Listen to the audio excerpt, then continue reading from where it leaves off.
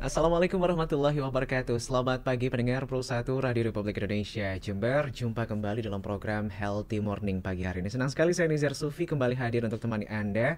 Kita akan membedah topik-topik yang menarik pendengar berkaitan dengan kesehatan. Dan pagi hari ini kita punya topik yang sedikit kontroversial, tetapi ternyata ini sudah menjadi pembicaraan yang harusnya difahami oleh masyarakat.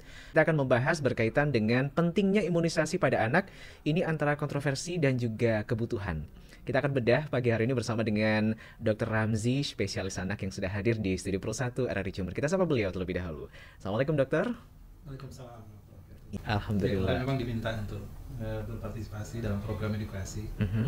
Dan saya pikir topik yang dibawakan insya Allah yang saya ambil ini terkait dengan pencegahan ya, pencegahan penyakit. Satu bagian yang juga cukup penting agar supaya masyarakat ini lebih sehat, terhindar dari penyakit-penyakit Betul, berbahaya terutama. betul, iya. Dokter, banyak isu, ini hal dasar ya, banyak isu yang mungkin berkembang di masyarakat berkaitan dengan imunisasi. Mungkin kita ingin tahu dulu, sebenarnya imunisasi ini apa sih dok? Ya mungkin sebelum kita lebih mendalam ya, kita lebih detail dulu tahu pengertian dari masing-masing itu. Jadi imunisasi itu atau ada yang juga menggunakan istilah vaksinasi, sebenarnya istilahnya sama, 11-12 gitu. Jadi imunisasi ada menggunakan terminologi imunisasi di Indonesia dan beberapa negara menggunakan terminologi imunisasi. Beberapa negara kayak Amerika menggunakan vaksinasi istilahnya itu. Itu adalah salah satu upaya ya dari tubuh untuk salah satu upaya mengenalkan penyakit yang dianggap berbahaya atau tersebar luas di masyarakat sehingga tubuh lebih mudah mengenali gitu. Itu program imunisasi. Nama obatnya adalah vaksin itu. Vaksin itu bahan biologis yang dimasukkan ke dalam tubuh agar supaya tubuh itu mengenal penyakit yang dimasukkan gitu ke dalam tubuh, baik itu secara diteteskan lewat mulut, oral atau lewat jalan suntikan gitu. Itu pengertiannya. Artinya targetnya adalah agar tubuh mengenali benda bakteri atau virus ya. Jadi kalau berbicara imunisasi, targetnya bakteri atau virus. Dok, tapi kan sebenarnya kan tubuh ini sudah punya semacam imunitas ya. Tuhan kan memberikan kita dengan segala fungsi dan bagian tubuh. Apakah itu tidak cukup dok untuk menjadi imunitas bagi diri kita? Masih perlukah masyarakat vaksinasi atau imunisasi ini dok?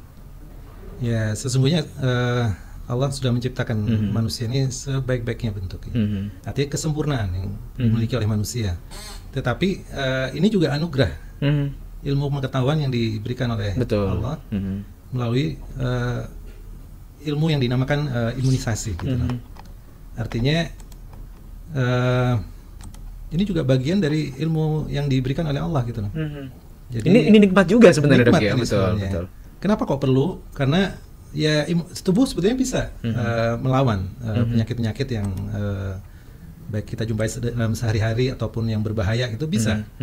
Tetapi akan lebih mudah kalau kita betul-betul tubuh kita sudah betul-betul mengenali secara detail dan secara spesifik bahwa ini adalah bakteri yang berbahaya gitu lah.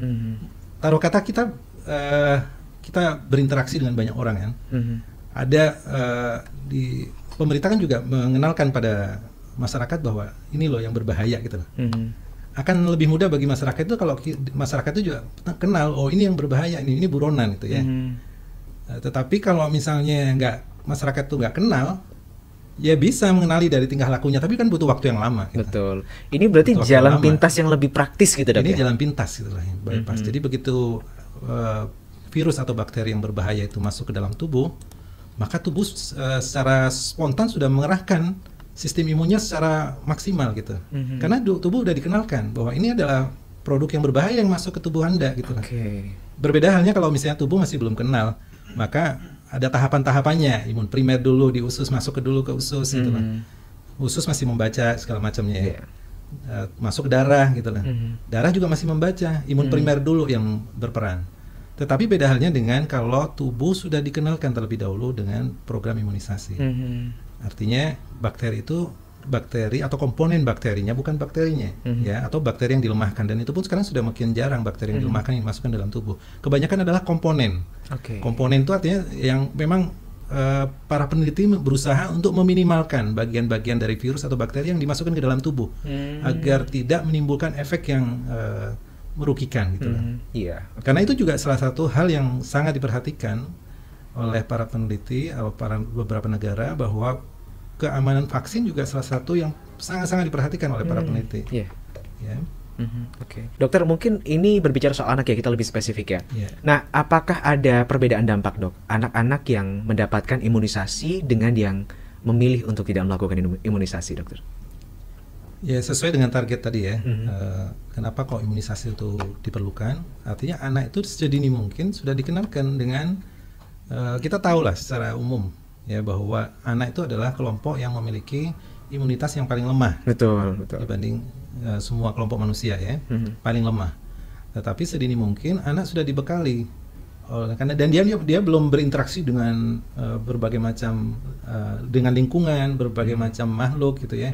Belum banyak berinteraksi. Maka kondisi tubuhnya adalah kondisi tubuh yang paling lemah dan paling awam, boleh dikatakan gitu.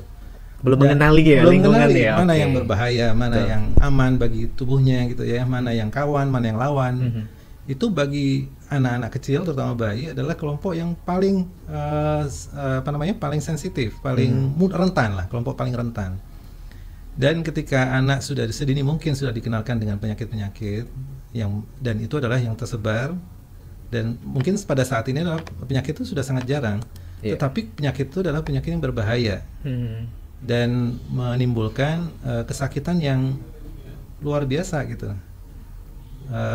Sehingga ketika anak itu betul-betul terpapar oleh lingkungan yang di sana terdapat penyakit itu, maka anak sudah mengenali, sehingga dia bisa berespon, tubuh sudah bisa mengenali, sehingga bisa berespon dengan lebih baik, sehingga anak tidak sampai dengan seizin Allah ya, dengan seizin Allah tidak sampai terkena penyakit itu. Ya. Ini penting karena kenapa kok dengan seizin Allah? Karena memang nggak ada program vaksin yang memiliki efektivitas 100%, itu kita maklumi. Ini produk manusia, bukan. Dan kita nggak boleh bergantung juga pada vaksinnya, Dokter. Nggak boleh 100% bergantung pada, karena memang ini bukan satu-satunya komponen yang diperlukan untuk melawan penyakit itu. Butuh juga anak itu butuh gizi yang baik, lingkungan yang sehat, sandang pangan yang sehat, kasih sayang yang cukup. Itu juga komponen yang luar biasa diperlukan oleh anak. Kalau dalam istilah Islam masyarakat itulah anak itu butuh kasih, asuh dan asah gitu ya. Itu 3 komponen itu nggak boleh hilang dari masyarakat gitu. Bukan dari cuma faktor kesehatan doang berarti, Dokter ya. Bukan hanya faktor kesehatannya aja yang diperlukan, tapi faktor lain juga sangat-sangat diperlukan. Dan salah satu komponen dari asah yang diperlukan adalah imunisasi. Asuh, komponen asuh yang diperlukan adalah imunisasi bagi setiap anak. Gitu, agar jangan sampai dia terkena penyakit-penyakit yang berbahaya. Sebagai dokter spesialis anak, kita menjumpai sekarang begitu banyak fenomena anak-anak kecil yang terkena penyakit yang terbilang aneh-aneh, Dok ya. Ini kalau kita sebagai orang awam mengkategorikannya, apakah dikarenakan karena memang sekarang zaman udah makin canggih, penemuan semakin banyak, sehingga kesannya penyakit itu makin aneh-aneh. Kalau orang dulu, anak-anak dulu tuh kayaknya itu sehat-sehat gitu. Apakah memang faktor penemuan teknologi dalam bidang kesehatan yang semakin kompleks dan banyak, ataukah dikarenakan memang kondisi baik faktor lingkungan atau makanan zaman sekarang yang lebih buruk kualitasnya daripada zaman dulu, Dok? Ya, betul sekali. Memang banyak faktor ya. Ya, dan itu menjadi sasaran untuk kelompok-kelompok yang belum setuju dengan vaksinasi atau imunisasi, bahwa dengan ditemukannya vaksin atau imunisasi justru penyakit tambah banyak gitu. Dan yang diimunisasi justru juga banyak yang masih terkena gitu loh. Tetapi itu suatu yang memang perlu diluruskan ya. Artinya kita berbicara secara fakta, dan memang alasan untuk kenapa kok pada saat ini penyakit itu mudah sekali ditemukan yang aneh-aneh maupun yang dulu sudah mulai hilang sekarang muncul lagi. Ya kita tahu bahwa zaman dulu, zaman bapak ibu kita hidup itu jumlah populasi penduduk masih sangat sedikit. Betul. Dan zaman sekarang populasi penduduk sangat luar biasa banyaknya gitu.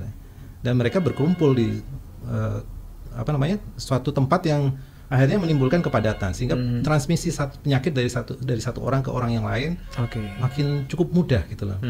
Kemudian yang kedua adalah kita tidak menafikan bahwa zaman dulu belum ada pesawat, mobil gitu ya. Yeah. Jadi proses perpindahan penduduk tuh dari satu tempat ke tempat yang lain terbatas gitu. Sehingga penyakit juga terbatas perpindahannya. Tapi kalau zaman sekarang dengan begitu mudahnya mobilitas penduduk ini berpindah dari satu tempat yang lain, maka penyakit itu makin mudah tersebar. Ya kita sudah diingatkan oleh yang di atas bahwa baru-baru ini COVID yang muncul di negara Cina begitu mudahnya dalam 1 bulan sudah menyebar di beberapa negara. Betul, mudah sekali. Iya, itu berarti satu indikasi bahwa ternyata sebenarnya dari dulu penyakit itu udah ada, dokter ya. Ya, namun mungkin dengan seiring berkembangnya teknologi dan informasi sekarang baru diteliti dan ditemukan nama-namanya pun juga baru. Bukan berarti zaman dulu nggak ada kondisi-kondisi wabah yang parah ya? Parah gitu. Bahkan di Spanyol itu ada ratusan ribu orang yang meninggal karena wabah influenza pada awal tahun 90-an ya. Iya. Itu begitu banyaknya dan itu publikasi bagi kita mungkin bagi ayah ibu kita atau kakek nenek kita informasi itu mungkin sangat sedikit tersampaikan gitu. Padahal yang meninggal waktu itu juga banyak. Dokter ya. Umur 26 hari ini sudah 3 kali masuk rumah sakit. Ya. Bahkan kemarin saya mendapatkan informasi dari istri saya itu sekarang sudah umur kurang lebih sekitar 9 bulan. Ini belum kena sentuh imunisasi, Dok. Yeah. Nah, satu, yang kedua pertanyaannya nanti, apakah ini tidak mengganggu kehidupannya, kesehatannya? Untuk jangka panjang, Pak ya? Iya, jangka panjangnya. Karena apa, Mas Besan? Besan ini trauma dengan cucunya yang satunya. Nah, itu anak dari kakak menantu saya, itu loh. Baik. Jadi traumanya di situ. Setelah diimunisasi ini masuk rumah sakit 4 kali gitu loh. Jadi traumanya itu gitu loh. Jadi apakah tidak ada ini jangka panjangnya dalam kesehatannya? Mungkin itu Mas. Terima kasih. Dok, terima kasih Dok. Assalamualaikum. Waalaikumsalam warahmatullahi wabarakatuh. Ada trauma Dok. Ini gimana Dok? Dan ini memang mayoritas jadi alasan orang tua tidak melanjutkan imunisasi. Gitu. Atau keluarga yang lain menolak untuk dilakukan imunisasi pada anaknya. Tetapi memang kita perlu memberikan edukasi ya pada semua kelompok masyarakat bahwa imunisasi adalah produk yang aman, ya, efektif dan memang dibutuhkan gitu. 3 syarat ini memang harus ada dalam syarat vaksin yang mau diberikan pada setiap orang gitu ya. Aman, efektif dan dibutuhkan. Gitu. Ada memang vaksin yang aman, efektif, tapi nggak butuhkan karena memang negara ini memang nggak pernah ada. Itu beberapa negara mungkin tidak memberikan vaksin tertentu karena memang di negaranya nggak ada. Efektif karena memang ini sudah melalui penelitian yang berulang kali melalui 3 tahap gitu loh. Sebelum pada tahap manusia itu diuji cobakan dulu pada hewan. Kemudian pada tahap manusia ada tahap kecil dulu. Dulu COVID dulu kita menjadi pelajaran untuk bagi masyarakat juga tahu bahwa hati-hati sekali untuk memang prosedurnya karena darurat beberapa prosedur dilewatkan. Tapi kalau prosedur vaksin-vaksin yang ada saat ini itu adalah vaksin-vaksin yang sudah diuji bertahun-tahun untuk keamanannya. Insya Allah vaksin itu jadi bukan vaksin uji coba ya Dok ya? Bukan vaksin uji coba lagi karena memang sudah berulang kali dan apalagi vaksin-vaksin yang ada pada saat ini adalah vaksin-vaksin dengan menggunakan teknologi yang terbaru gitu. Jadi teknologi terbaru memang kita akui itu bisa meminimalkan efek samping dari beberapa vaksin. Tidak menafikan bahwa efek samping namanya mengenalkan tentunya ada efek samping gitu. Tetapi efek samping yang ditimbulkan itu lebih ringan, jauh lebih ringan dan bisa diantisipasi. Daripada terkena penyakitnya gitu. Saya beberapa kali pasien tuh ada datang gitu loh. Juga sama karena trauma akhirnya tidak diberikan imunisasi. Sekali waktu datang karena anaknya batuknya nggak sembuh-sembuh. Ternyata dia ternyata kena pertusis, batuk 100 hari. Batuk 100 hari gitu loh. Itu memang durasinya 100 hari Dok? Iya, namanya King House gitu ya. Itu batuk rejan, biasanya cirinya batuknya bertubi-tubi gitu sampai kemudian diakhiri dengan tarikan nafas panjang. Itu banyak sekarang. Dan itu muncul kebanyakan di kelompok-kelompok yang memang tidak memberikan imunisasi. Dan itu banyak sekali. Dan akhirnya saya menasehati orang tuanya. Artinya orang tua sudah mengambil keputusan tidak memberikan imunisasi buat anaknya, berdampak anaknya terkena penyakit yang memang tidak mengenakan. Kesakitannya luar biasa, anaknya dibiarkan sakit sampai 100 hari gitu. Dampaknya seperti itu. Dan ini salah satu adalah konsekuensi dari orang tua yang memilih tidak memberikan imunisasi pertusis pada anaknya. Dan bisa saya minta coba tanyakan pada tetangga-tetangganya yang diimunisasi, anaknya ada yang kena batuk 100 hari enggak gitu. Itu secara gampang gitu, secara realitas itu. Dan penyakit-penyakit lain yang juga muncul. Kita tidak menafikan bahwa ada yang sudah imunisasi masih juga terkena penyakit-penyakit itu. Karena sekali lagi tidak ada imunisasi atau vaksinasi yang memiliki efektivitas 100%. 100%. Kebanyakan 80-90% imunisasi. Tapi itu sudah cukup bagus. Sudah cukup bagus. Dan saya pernah mengalami sendiri terhadap anak saya ketika saya menunda, sebenarnya tahu bahwa ini bermanfaat. Tapi karena saya banyak berinteraksi dengan masyarakat dan banyak berinteraksi dengan penyakit, maka saya membawa penyakit itu ke rumah, dan anak saya yang tertunda imunisasinya waktu itu campak, tertunda. Anaknya sudah umur 10 bulan sebelum saya memberikan imunisasi. Anak saya juga kena campak. Dan itu juga, ya Allah, saya merasa berdosa juga. Anaknya sampai tergeletak sampai 5-7 hari. Dia divaksin mungkin paling hangat 1-2 hari. Hangat. Dan itu bisa diantisipasi, diberikan obat turun panas secara rutin, misalnya kalau memang sudah ada timbul efek samping. Tetapi ketika dia terkena penyakit campak dengan batuk, pilek, gak mau bisa makan, muntah-muntah gitu lah. Morbiditas yang ditimbulkan oleh sakitnya itu jauh lebih menderita daripada apabila anak itu sudah segera saya vaksinasi. Dan saya mengalami sendiri. Dan mungkin masyarakat juga banyak yang mengalami hal yang sama. Dan kebanyakan orang tua yang sudah pernah anaknya terkena penyakit dan saya edukasi, kebanyakan mau akhirnya sadar bahwa ini suatu yang memang anugerah yang diberikan oleh Allah kepada manusia, dan melalui ilmu pengetahuannya juga ya, jangan bahwa ini vaksin ini adalah produk Yahudi, produk Barat. Ini anugerah yang diberikan oleh Allah pada manusia gitu. Sehingga ini suatu yang penting gitu lah, biar agar anaknya supaya lebih sehat. Kenapa kok anaknya setelah diimunisasi sampai opname sampai 4 kali? Ya memang harus dicari juga, jangan-jangan kena penyakitnya itu karena penyakit-penyakit yang nggak diimunisasi gitu. Dia bertubi-tubi dia kena, bukan karena sekali waktu opname, karena mungkin efek samping imunisasi panas bisa ya dia rawatnya. Tapi ketika berikutnya sampai dirawat 3 kali, itu bisa jadi karena memang nggak diimunisasi kan. Harus berpikirnya seperti itu juga. Jadi imunisasi adalah suatu yang sangat bermanfaat. Ini anugerah yang diberikan oleh yang kuasa. Saya pikir orang tua harus secara bijak ya, secara bijak. Memang haknya orang tua, kita nggak bisa berani memaksakan gitu lah. Tetapi anak saya vaksinasi lengkap. Tidak ada satupun yang saya berikan, karena saya mengalami sendiri kerugian ketika saya tidak memberikan atau terlambat memberikan imunisasi buat anak saya. Dokter, bisa nggak sih saya menganalogikan bahwa Anda memakai helm, tidak memakai helm, itu ada potensi kecelakaan.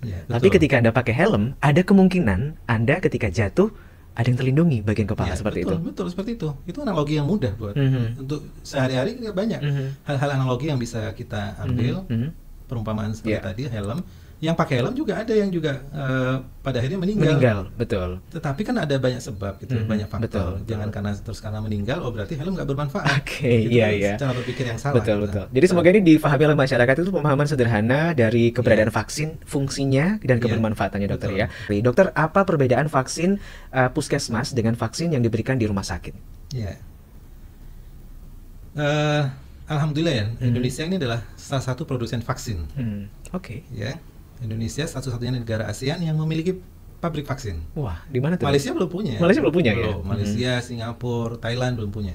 Indonesia sudah punya. Dan produk-produk vaksin yang ada di Indonesia sudah dipakai oleh banyak negara, terkhusus negara-negara Islam.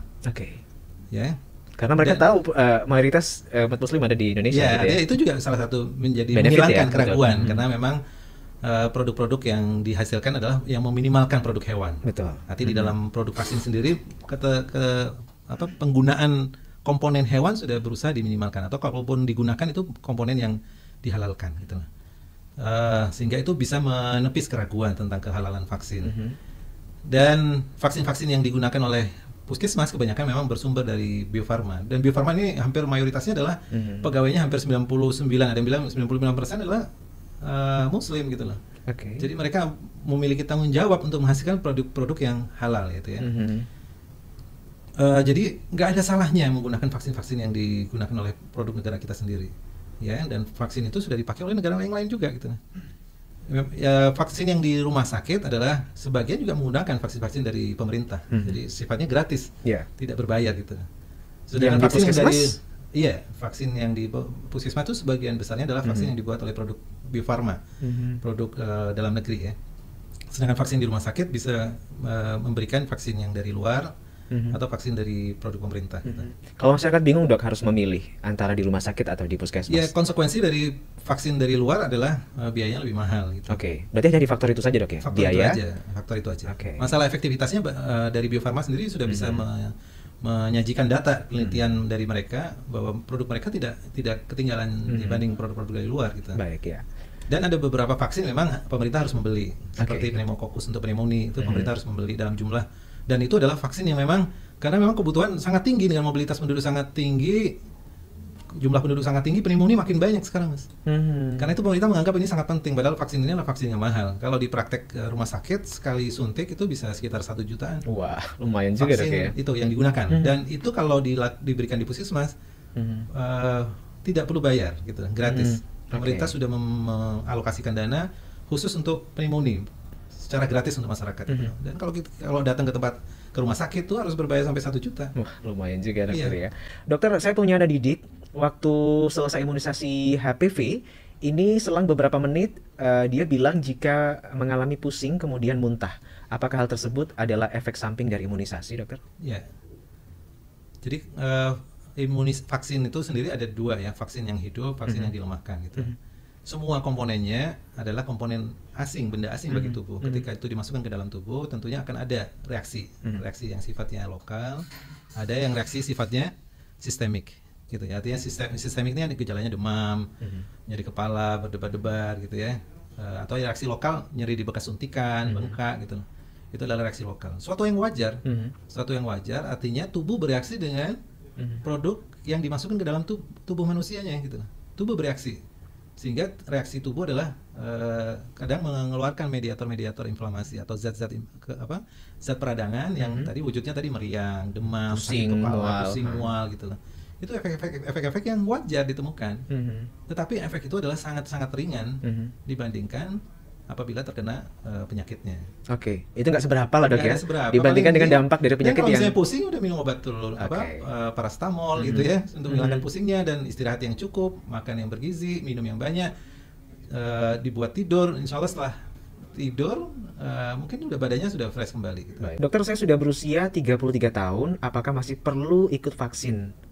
Ya, vaksin itu tidak hanya untuk anak-anak, memang ada vaksin untuk dewasa gitu. Oke. Dan dari bagian penyakit dalam pun juga mempunyai program-program imunisasi. Walaupun dia udah berumur masih, kalau belum vaksinasi tetap dilakukan ya? Di luar yang di cover oleh pemerintah ada program-program vaksin untuk dewasa. Misalnya vaksin cacar air, itu memang vaksin untuk anak-anak, tapi boleh orang dewasa juga menggunakan vaksin itu untuk mencegah agar supaya tidak terkena cacar. Vaksin gondongan sekarang banyak nih di masyarakat ini gondongan. Itu memang pemerintah belum sampai saat ini belum sanggup menyediakan vaksin gondongan, sehingga penyakit itu tersebar di sekolah-sekolah sampai beberapa orang nggak masuk gitu ya, vaksin gondongan. Dan untuk orang dewasa pun juga untuk mencegah boleh. Termasuk vaksin rubella, itu bukan cuma vaksin untuk anak usia 9 bulan, tetapi ibu yang merencanakan untuk hamil agar supaya tidak terkena rubella dan dulu belum pernah mendapatkan imunisasi rubella, maka boleh dia, ibu yang merencana hamil itu agar supaya dalam kehamilannya dia aman. Di beberapa negara itu jadi protokol. Malah harus ya Dok ya? Harus sebelum hamil atau begitu nikah, maka dia harus mendapatkan imunisasi rubella atau campak Jerman gitu loh. Agar supaya ketika kehamilannya dia tidak sampai terkena campak Jerman. Yang kita tahu kalau pada kondisi hamil terkena campak Jerman, maka bayinya akan lahir dalam kondisi cacat.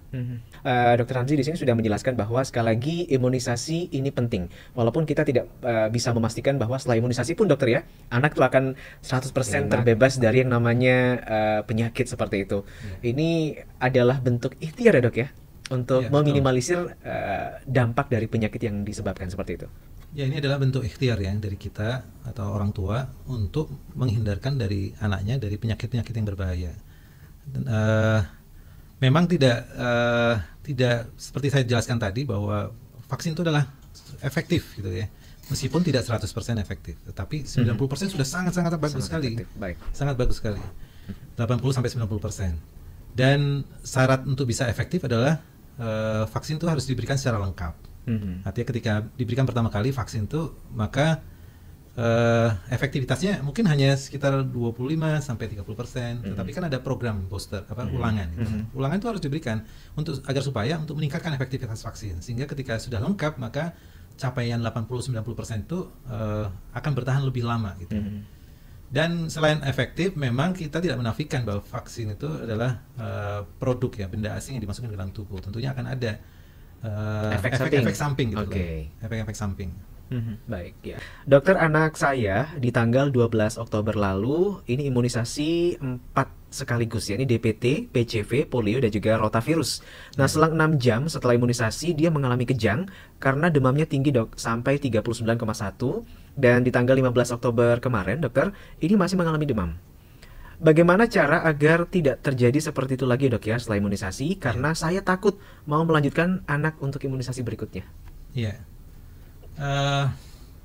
Kenapa kalau pemerintah memberikan vaksin sampai 4 jenis ya? Karena memang sudah diteliti combine vaksin itu, vaksin kombinasi dengan menggabungkan vaksin, multiple vaksin ya, multiple vaccination bukan combine. Combine itu artinya dalam satu kemasan ada beberapa jenis penyakit, itu combine vaksin. Tapi multiple vaksin dalam satu pemberian vaksin diberikan beberapa jenis vaksin. Dan pemerintah saat ini memang ada program pemberian pada anak usia 2 bulan itu langsung diberikan DPT, PCV untuk pneumonia, ada rotavirus untuk muntaber dan polio. Efek samping yang memang dikhawatirkan dengan pemberian DPT adalah demam dan bisa menimbulkan kejang. Itu suatu yang memang dari dulu sudah kita sampaikan gitu loh. Dan itu suatu yang bisa diantisipasi. Misalnya kalau memang pernah ada riwayat kejang sebelumnya, maka vaksinnya diberikan terpisah dan diberikan obat turun panasnya harus disiapkan gitu. Berarti nggak, kalau mengalami kasus seperti Mas Afri ini nggak boleh langsung 4 kali, langsung 4 vaksin? Iya, memang ketika digabungkan itu diteliti tidak meningkatkan resiko munculnya efek samping. Itu diteliti gitu. Kecuali vaksin DPT dan PCV. DPT dan PCV itu yang boleh?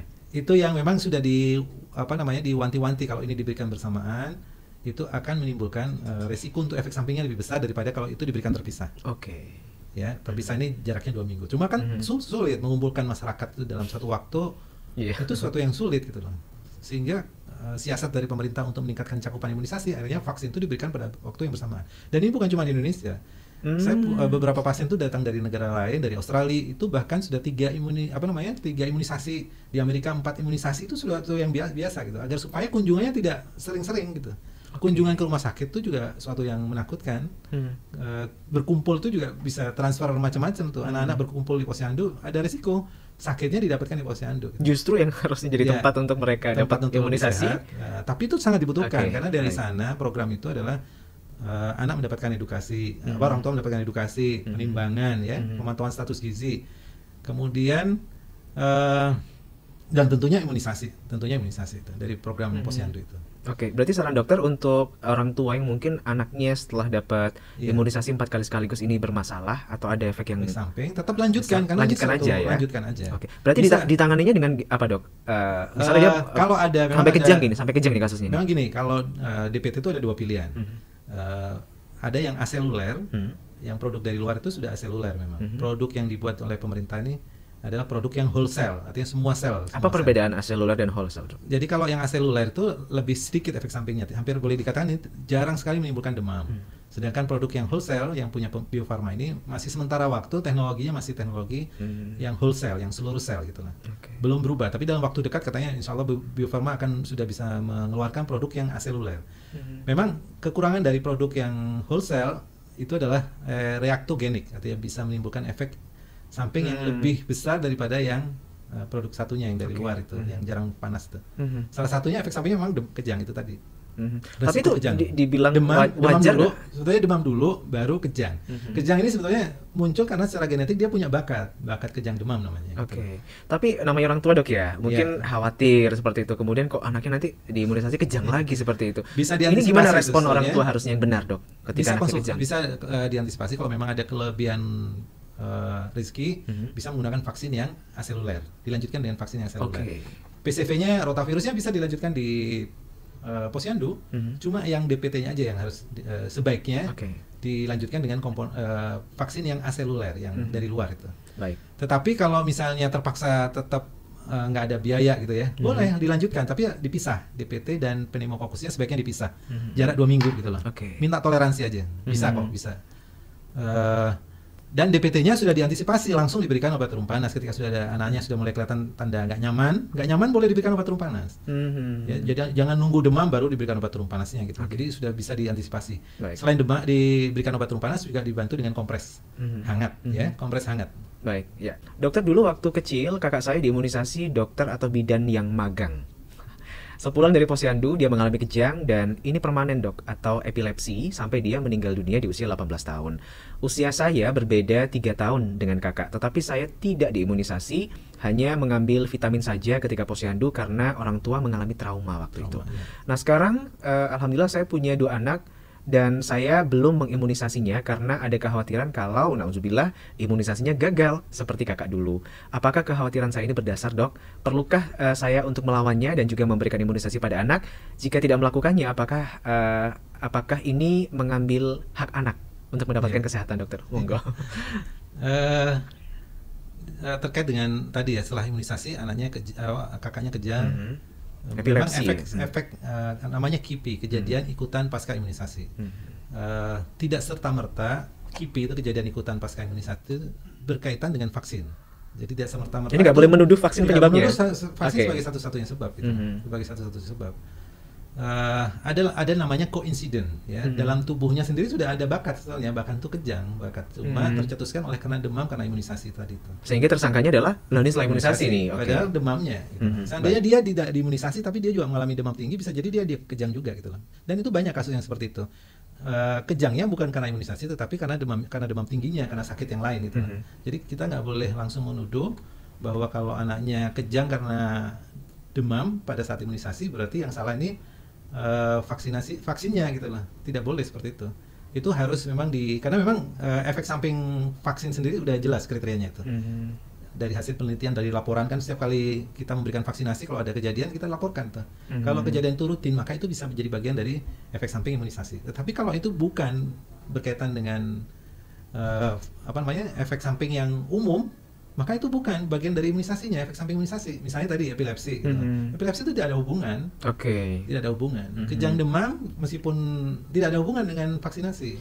Artinya kejang demam bisa ditimbulkan oleh demam apapun gitu.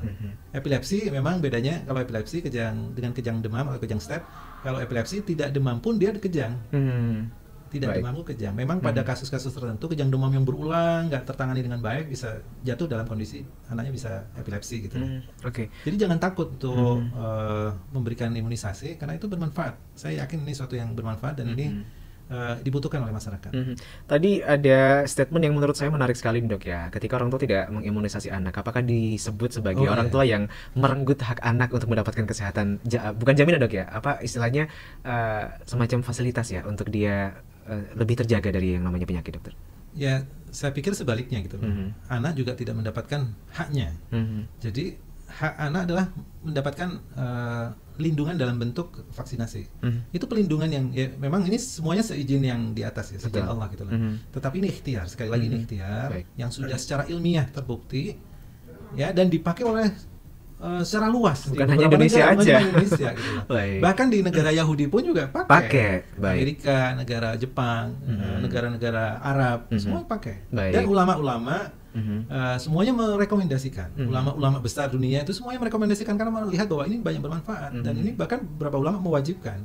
Sampai di level mewajibkan dokter ya. Bukan hanya pada kondisi darurat aja. Memang di Indonesia ulama beberapa vaksin ya, nggak semua vaksin ya, nggak semua vaksin. Ulama Indonesia MUI sendiri mewajibkan, tapi beberapa vaksin yang di mana di dalamnya masih ada komponen tripsin itu masih ada khilaf, perbedaan pendapat. Itu karena kondisi darurat, nggak ada pilihan lain, maka MUI masih menganggap bahwa statusnya darurat. Statusnya darurat. Tapi beberapa ulama mewajibkan, dan itu hak anak sebetulnya. Hak anak agar terhindar dari penyakit-penyakit yang berbahaya. Ya. Jadi jangan sampai mungkin hal yang dialami oleh tadi saudara Ihsan yang bertanya dokter ya, kebetulan beliau saat ini sedang bekerja di Saudi Arabia dokter. Jadi ada kekhawatiran seperti itu. Jadi memang nggak boleh beralaskan bahwa apa yang terjadi pada saudaranya terlebih dahulu itu menjadi satu penyebab dia tidak melakukan imunisasi kepada anaknya sendiri dokter ya. Dan saya pernah dapat informasi bahkan di negara Saudi itu kalau memang tidak bisa melampirkan status imunisasi anaknya maka dia nggak bisa sekolah di sekolah pemerintah. Nah ini catatan juga. Ya karena memang vaksin itu bukan cuma hak anak tetapi hak lingkungan. Hak lingkungan. Hak lingkungan agar supaya lingkungan itu terhindar dari penyakit-penyakit yang berbahaya. Saya juga khawatir kalau misalnya anak saya berinteraksi dengan anak yang tidak mendapatkan imunisasi dan dia suatu saat bisa terkena penyakit-penyakit berbahaya. Dan saya tahu bahwa vaksinasi itu tidak 100%, tapi ini sebagai ikhtiar tuh 90%. Ada kemungkinan meskipun sudah diimunisasi masih bisa kena itu. Tetap ada kekhawatiran. Maka kekhawatiran ini adalah hak saya sebagai di populasi, di masyarakat gitu loh. Maka itu juga harus dipenuhi oleh setiap masyarakat gitu kan. Tidak hanya memberikan berbicara tentang hak dirinya sendiri, tetapi hak masyarakat juga harus diperhatikan. Hak anak juga harus diperhatikan. Baik. Iya, dokter menarik sekali. Karena ada satu hal lagi yang cukup penting bahwa vaksinasi ini sendiri bukan hanya bermanfaat untuk dirinya. Ada istilah imunitas nebeng. Ya, imunitas nebeng atau herd immunity gitu kan. Artinya ketika dalam satu lingkungan itu 90% cakupan imunisasi 90% itu sudah mendapatkan imunisasi, maka anak-anak yang nggak imunisasi oleh karena satu hal, misalnya orang tua masih berat atau anaknya ada penyakit bolak-balik kejang gitu ya, itu bisa kita toleransi tidak diberikan imunisasi. Maka dia akan terlindungi oleh yang 90%. Karena lingkungannya sudah terimunisasi. Gitu. Lingkungannya sudah tahu semua bahwa ada penyakit yang berbahaya di lingkungannya gitu, sehingga tidak sampai terkena penyakit. Itu namanya imunitas nebeng. Dan di skop yang lebih kecil juga gitu. Ada penyakit-penyakit yang bisa ditularkan oleh anak ke orang tua. Karena anaknya diimunisasi, maka orang tua juga tervaksin secara terlindungi oleh karena anaknya terhindar dari penyakit-penyakit yang berbahaya gitu. Pneumonia itu kalau anaknya diberikan dan bisa menularkan dari anak ke orang dewasa, orang tua, kelompok lansia. Pemerintah belum sanggup menyediakan vaksin untuk lansia, untuk pneumonia. Maka ketika anaknya sudah diimunisasi, paling tidak dia juga menjaga kakeknya biar gak sampai terkena pneumonia. Berarti dampaknya sebenarnya menyeluruh, dokter ya. Bukan itu diri sini orang tua, lingkungan, tapi lebih kepada komunitas juga, dokter. Komunitas akan merasakan manfaatnya. Gitu. Betul. Oleh karena itu memang tadi ada satu fakta yang memang menarik, bahkan di Arab Saudi tidak diizinkan untuk sekolah di sekolah pemerintah kalau dia belum mendapatkan imunisasi. Baik, dokter, waktu kita tidak terasa sudah sampai di sini. Ini menarik sekali. Sebenarnya ada beberapa pertanyaan lagi, cuman karena memang mohon maaf keterbatasan waktu, jadi mohon maaf sekali lagi tidak bisa kita sampaikan kepada Dr. Ramzi, spesialis anak, dan semoga kita dimudahkan kembali, dokter, untuk bisa ketemu di kesempatan berikutnya. Kita ngobrol-ngobrol banyak sehingga wawasan kita sebagai Anda mungkin calon orang tua atau saat ini sudah dapat amanah menjadi orang tua ini bisa lebih terbuka, dalam artian memang bukan hanya menerima tapi tahu ini kenapa boleh, ini kenapa nggak boleh, ini kenapa perlu, ini kenapa tidak perlu, seperti itu. Terima kasih, dokter, dan sampai ketemu lagi insya Allah di kesempatan Healthy Morning berikutnya. Sampaikan pesan. Ada closing statement? Silakan. Monggo, dokter. Jadi saya sampaikan kepada pendengar Pro 1 FM dimanapun berada bahwa imunisasi adalah anugerah ya, anugerah yang diberikan oleh Allah kepada kita gitu loh. Dan ini sangat bermanfaat, sangat bermanfaat. Tetapi ini adalah program yang sifatnya komunitas, nggak bisa secara individu. Artinya kalau kita sama-sama berusaha mewujudkan ini, insya Allah akan manfaatnya akan lebih luas lagi gitu, akan lebih luas lagi, sehingga saya harapkan semua masyarakat saling membahu-membahu, mengajak gitu loh, untuk anaknya mendapatkan imunisasi gitu. Karena memang ini adalah sesuatu yang penting dan bermanfaat untuk anak-anak. Baik, baik. Terima kasih, dokter, sekali lagi, dan terima kasih juga kami sampaikan untuk Anda pendengar Pro 1 yang sudah simak kami dan bergabung melalui telepon, live chat, kemudian juga YouTube dan juga streaming di area digital. Sampai ketemu kembali di program Healthy Morning berikutnya. Saya Nizar Sukamit, selamat siang. Wassalamualaikum warahmatullahi wabarakatuh.